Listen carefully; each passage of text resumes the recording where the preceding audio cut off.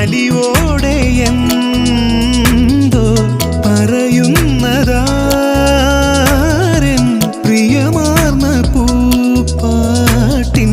ശ്രുതിയെന്ന പോ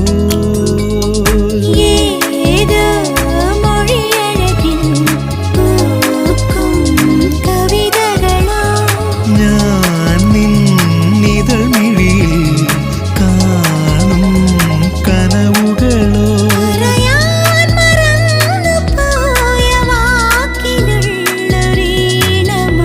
മഞ്ചാടി മഴ പുഞ്ചിരി കൊഞ്ചലുകൾ